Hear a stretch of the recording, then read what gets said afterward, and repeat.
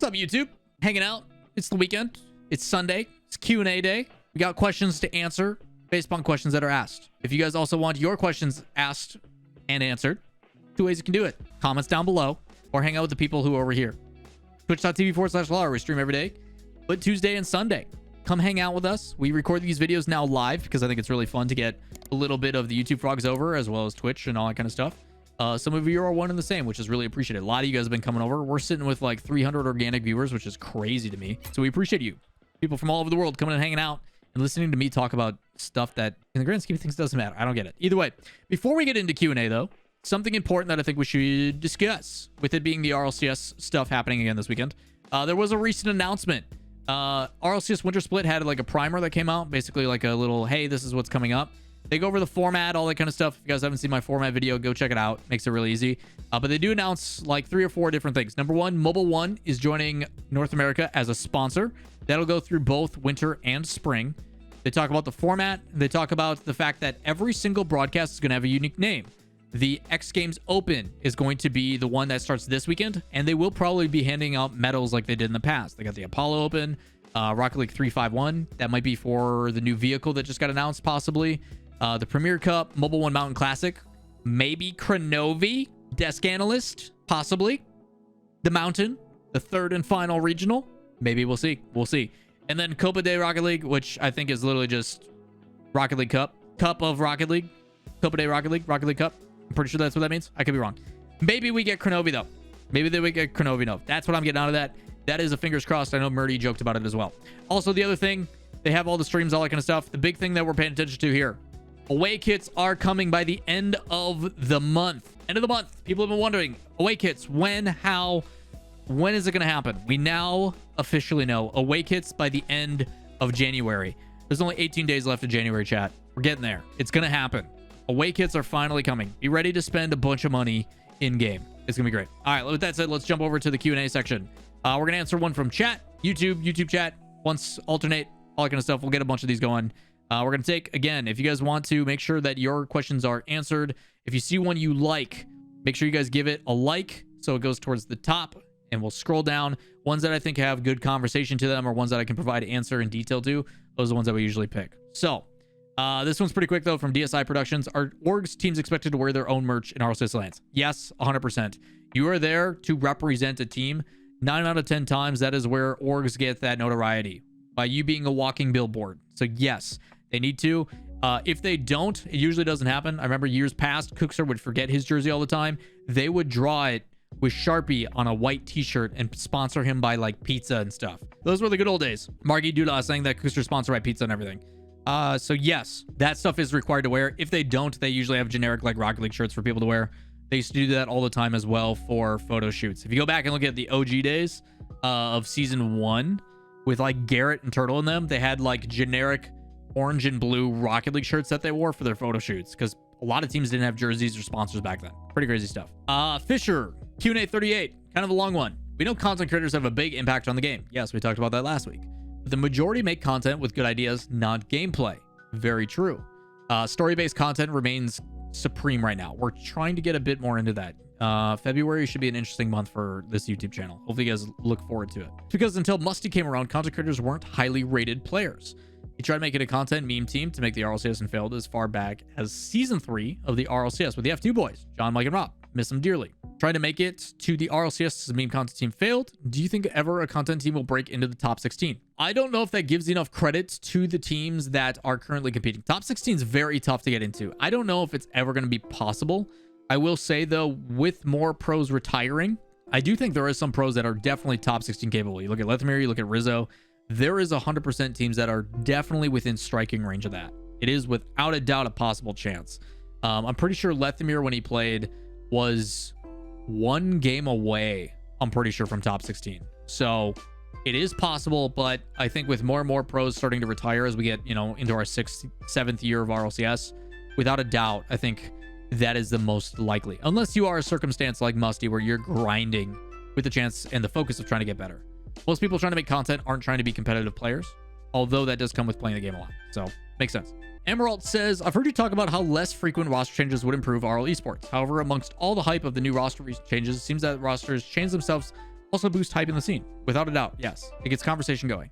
It can't be denied people are excited to watch these new rosters hit the pitch. With all that said, do you think less frequent roster changes could hinder the preseason hype for the RLCS? Yes, but also no. I think it takes a different effect or a different type of hype. Part of the reason why the hype of the roster stuff is going on is because there's not really anything else. During the offseason, during the breaks, what else is really going on? Not a whole lot.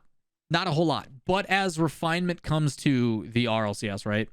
As we see more and more changes, the bubble scene engrossment, like if we see a bunch of things start to develop, then that shift should lead to other things. The reason why I think the roster change is so talked about is, one, because it's very exciting. You're watching your favorite players move around and it creates different curiosity of like, oh, this player going there, this going there. But think about it this way. If roster changes happen less, then when they do happen, it means more, right? I think that's part of it. I do think there is that kind of side of it as well. It makes them more impactful, and being able to theory craft and stuff around it, I think right now it's just like there's nothing else going on, so that's all we have to talk about. So people start talking about, well, this player's going here or here or here. That's exciting. How do we think it's going to play out? But if we had tournaments going on during that time, if we had more established teams with history, the type of content I think would be better. It's very rare that you see a team that's been around for like a long period of time. Like Garrett's been with NRG for what, 5 years now? That's not common. Unless you look at some of the OGs that have been doing it for a long time. JNAPS, Chicago even now at this point. Like, you don't really see the long-term rosters. And it's tough as a new fan to come in and be like, I want to be a fan of this team. Well, what's happened? Well, look at a team like V1, right? They were originally Cloud9. Those three players used to be together for a long time after the whole Team Iris situation. After that, you then saw the change. AXB came in after AXB was calm after calm. Now Gimmick's gone. Now Gimmick's gone to this team. Now it's just too much. And that's a team that has only made technically 2 or 3 roster changes. But you go back and look at the history of some of these other teams, it's just so much for a new person to come in and try to get invested in. The reason why Rocket League was popping so hard when Dignitas was dominating is because when you came in as a first-time viewer, you're just like, Dignitas is the best, everybody else is against them.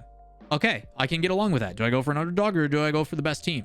Similarities, I think, right now to BDS, NRG. These guys have been at the top for so long. These are the fan favorites. These are the ones that are most assumably going to win.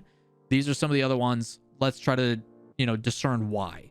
But when rosters, I think, stay around for a little bit more, not only does it make it more professional, I think it's easier to follow as well. It's just, with that many changes, it's so difficult. But because there's not a whole lot else going on, I think that's where the focus is. So I think there is pros and cons to both. I do agree the hype pre-season or during the break is amazing, but if trade windows happen and only a couple happen, that just means those are way more impactful. So I think it goes both ways. It goes both ways. And there's a chance that even if things do go to like franchising and stuff like that, maybe roster changes still switch up a bit. We don't know. We don't know. So I watched the ALGS and Rocket League esports, and I honestly want to see you cast official matches one day for ALGS. You'd be so good for them. Appreciate it, Leafy Boy. I've actually casted a couple things for pub. He's talking about Apex Legends. ALGS is the Apex Legends pro scene. Apex Legends Grand Series, or I forget what the full acronym is. I've done stuff for like GLL, the Master Series, and all that kind of stuff. Love casting BRs. If you guys don't know that about me, if I was to cast something right now, given the chance, like as a mainstream, as like a full-time thing, I love casting shooters. So much fun. Global Series. Thank you. Question for you is, what format of game do you think a caster is able to bring more hype? Constant hype throughout a short game like RL, or long game where people likely stay to watch till the end to see the conclusion like BR? Similar, or like Apex where the winning strategy simply is not to be too flashy and exposed by third party or RLs. Yeah, so you're comparing like the contrast between both. Which is better? I think that actually has to do with the game. I think Rocket League is considered, even though self-deemed, the most entertaining esport because at any given moment, a big moment can happen. The thing is that's more so a product of the game rather than the casting. Casting has to adjust and adapt to what is best for building atmosphere and story. Something I think that still struggles in Rocket League right now is everything needs to be hype. Every goal needs to be pointed out. Every goal needs to be this big thing. When in reality, if we're talking about the overarching storylines and the building of a moment, some of those goals don't matter. Why do we need to point out every single goal that goes in? You, people watching have a pretty good IQ when it comes to the game nowadays. Ball goes in net. You get that? So let's talk about other things. Something that's great about games like Counter-Strike and Battle Royales is that natural storyline is building throughout the game itself. And those casters, primarily Counter-Strike, which I think many agree Counter-Strike has some of the best casting talent in the space of esports, is because of how much contrast and how much spacing and how much build they give. The ability to have down periods and high periods are what make it so good. The pacing of their commentary is incredible. That's something that I think is still being learned in Rocket League and is getting so much better over the years. You look at the casting between like season 1, season 4, season like 6 and 7, and it's just constantly increasing. There's many AAA talent in the space of esports that talk about how the bedrock of Rocket League talent for broadcast does not get enough credit. And I agree. I think the Rocket League esports talent are all very talented, but there's still always going to be refinement and stuff. So I think it's more a product of the game rather than the actual like casting itself. But battle royale shooters and stuff like that just have a really easily defined progression to big moment. Battle royales, looting phase, kind of meh. Talking about theory crafting, the hypotheticals, this and that. Same thing for like League of Legends and MOBAs. You've got laning phase and draft pick phase, which is all like, oh, do they pick this team, this player, all that kind of stuff. You know, it's the gigabrain things. You then go into lane phase, then there's team fights, and then there's the big push moment of like counter pushes and split pushes and all that kind of stuff, or the big team fight that wins. Like, there's really definable moments. In Rocket League, that kind of gets muddled because it's like at any given time, there could be someone pinches it off the sidewall and it goes in. That's exciting, but at the same time, you're always on your toes. It's kind of an interesting take. I do like the question a lot, but I don't know if it's necessarily I think it's more so that it has to do with the game rather than the casters themselves, even though both are extremely talented. Decals says, costs of running online broadcasts are generally lower than offline. Yes, but it does suffer in quality. With this in mind, do you think the broadcast will ever return to offline? Yes.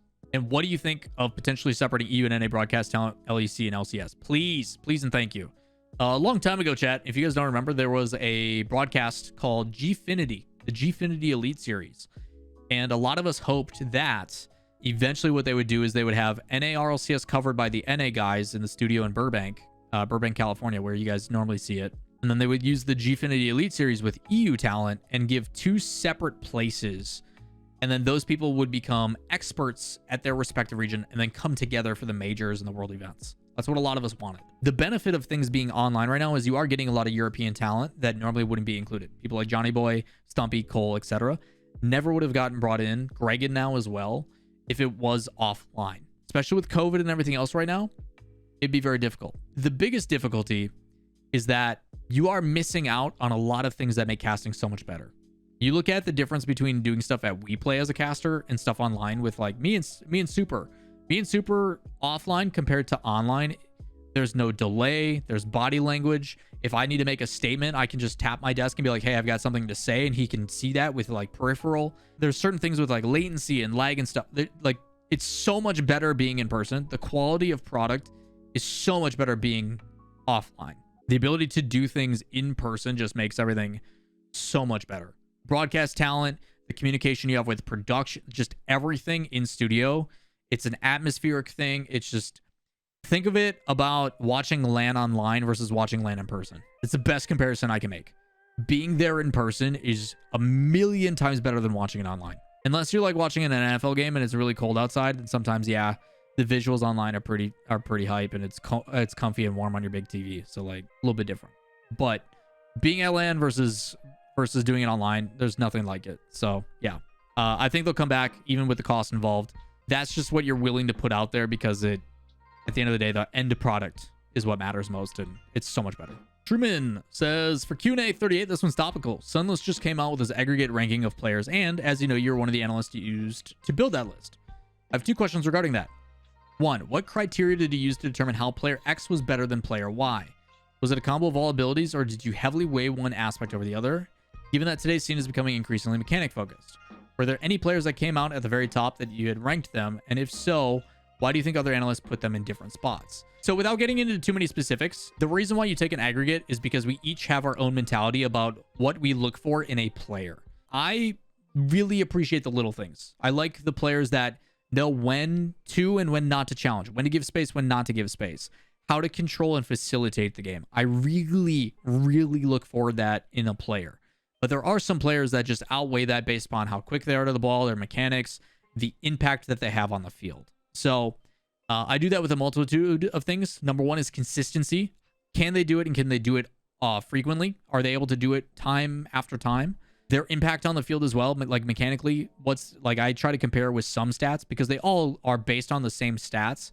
That is kind of like a backup for me. I don't usually use stats. I use more of an eye test to determine mine. But there are some players I think that are heavily underrated, like Relating Wave, Casio, players that don't get enough love and credit that you put on. But when it comes to best players in the world list, you kind of have to look at their individual effect. And I don't think a lot of people got credit on that list that deserve it. Relating Wave, I think, was without a doubt one that should have been on that list. And I definitely I think I had him in my honorable mentions as well, along with a couple others. But mechanics is obviously part of it. But at the same time, like, you can have all the mechanics in the world, but if you're not in the right position, if you're overlapping with your teammates, if you are cutting them off in rotation, if you're not on the same page, mechanics are useless. Like, that's why when people talk about what do you look for first, mechanics or positioning, both are important.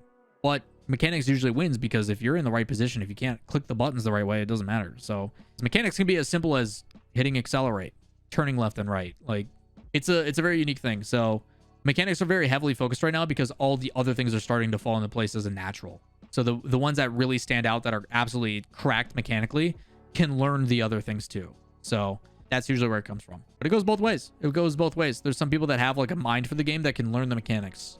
So it's a constant battle, and that's what's really exciting. But I try to look at a little bit of everything. But I definitely have my biases towards the little things. If you hear my rant, I did a video that actually came out today as we're recording this video about the Sunless Khan and stuff. Go listen to what I say about Justin. I think he's number 2 on the list. Go listen to what I say about Justin and why I have him highly rated like I do. It might help with the insight of how I made my ratings. Someone who's been watching RLCS for a very long time and even casting a lot of the RLCS matches, what helps you know and understand if a player or team is more passive, pass-heavy, individually flashy, aggressive, etc.? Is it more of a gut feeling, or is there a few things you watch out to help you guide to decide a player particular play style? Prepping to coach my school's developmental teams, I want to get a better understanding of each player's play style and as a team. Rocket League's kind of brutal when it comes to that, in my opinion. You have to take a lot of time on an individual level to watch their tendencies, and that stuff comes over time. The benefit of watching a player over a long period of time helps you develop and learn certain habits that they have. And that's where you get those like coined phrases of like, oh, he's a ball chaser. Oh, he's this kind of player. He's passive, he's heavy, he's this or that. And there's unique players to that circumstance that change it up. Like Astral. Astral, everybody knows, is super mechanical, but he also passes the ball a lot. He's very unselfish with the ball. So there's certain things like that that are really nice. It's more so just having like an eye for the game. I think it starts with your fundamentals and understanding the basics of where the game comes from. Understanding basic rotations, this or that. If you know, like, and the way I explain Rocket League is there's a kind of like a check and balance system that you put in your head. First player, if you're a player, there's like things you ask. Number 1, am I the closest to the ball? Yes or no? If I'm the closest to the ball, do I have enough boost to get to it? Yes or no? Next question, is it worth it for me going for it? Because I may be the closest. I may be able to get to it first. I may have the boost to do it. But is it going to benefit us in any way? I may be able to challenge it in the top left corner, but should I go for it? What do I get out of this if I go for it? Nothing. It just neutralizes the 50. I'm on a boost, and then I got to rotate out while they get possession back, and they've completely nullified our offense for a little bit. What do I want to do? So that's where that like chess match comes into play. And I think when you understand the fundamentals of like how the game is played, that's when you start to identify that stuff. There's certain things. And a lot of people early on struggle with trying to receive everything at any given moment. I remember when we were at WePlay, and hopefully Spaceman doesn't mind me sharing this story. So we were at the WePlay Invitational. He was being pretty hard on himself for his commentary. He wasn't feeling like he was in a groove. And he asked me, and he's just like, hey man, like, I'm feeling overwhelmed by the game. What should I do? And I told him, focus on one player. And he's like, what do you mean? I'm like, if you focus on just one player and you understand rotations and how the game is played, everything else will come naturally. We watched a replay, and I was like, all right, I'm going to live commentate the things that I recognize while this is happening. So we were watching a replay in the green room in the back, and I picked out one player. I'm like, all right, he's got boost. He's going to rotate out here because he knows he doesn't need to go for it. So he rotates out. Based upon rotation, this next player is going to come in. We're only focusing on this one player. So he rotates out. Okay, he's denying corner boost here. So he's got boost here, which is denying boost in the corner. Because of that, that means that for 10 seconds, that team's going to be lack of boost on offense. As long as they deny this clear, they're fine. And it's just like rifling through all this information by paying attention to one player. So people try to overcomplicate it by looking at everything, which you just can't do with Rocket League. Stuff moves so fast. It's so reactionary. If you focus on simplicity and the rest that surrounds it, it makes it a lot easier to understand. Because if you don't, if anybody's seen my replay analysis stuff in the past, I can take a goal and spend 20 minutes on it at a pro level because there's so many different things going into it from both sides of the field. This player, all the decisions he made split second. This player, all the decisions he made split second. As a team, does that make sense? Is it communicated differently? Like, there's so many things in Rocket League. So my recommendation is focus on simplicity, and the rest will come through. As long as you have a firm understanding of the game. If you don't have a firm understanding of the game, that's where I would start. Learn the fundamentals. It makes a huge difference. All right, last question that we're going to do here for this video comes from Crows, and he says, will you ever revisit Mod Monday? If you guys don't remember Mod Monday, when I was trying to figure out what I wanted to do for my videos, every Monday, I played in like a custom game with like Lethmir and them, or tried to do something from like the workshop maps, just to mix up content to see how it was received. It wasn't received well. It's just not what my fan base here is about. As much as I like doing it, and as much as I like exploring the cool things with Rocket League, this channel doesn't really have that curation to it, and I've got to do stuff that, you know, pays the bills, unfortunately. Plus, coordinating and trying to organize stuff with that, just, it sucked. Put simply, I will say there is plans to change up content in a very good way come February. There is definitely some intentions due to certain things happening that will hopefully make this channel grow. A lot of things that I think you guys are gonna like. It's not gonna be news focused. It's gonna be some storyboarded, like scripted, really big project videos that I've been wanting to do, as well as my editor has been wanting to do, that we haven't been able to get to just due to time constraints and stuff like that. But I'm aiming for maybe 1 or 2 a month of just like really well, heavily edited videos that are going to talk about some really cool ideas. If you guys want to suggest some things to cover, comments down below. But that is the intention, to hopefully make this channel grow and grow. We want to hit 100K subs by the end of this year with an average of 1 million views a month. That is the goal. It's going to be tough. It's going to take all of your guys' help as well, but that is the plan. It's definitely going to be an uphill battle, but I'm looking forward to it. So hopefully some really cool stuff that we can do, that we can really showcase Wojtek's editing magic, because the boy's killer and he hasn't been able to showcase it, because I'm sure he's going crazy of just putting icon top right, picture, screen grab. So yeah, some pretty cool stuff planned for the future. That's the play. But that's going to wrap it up for Q&A.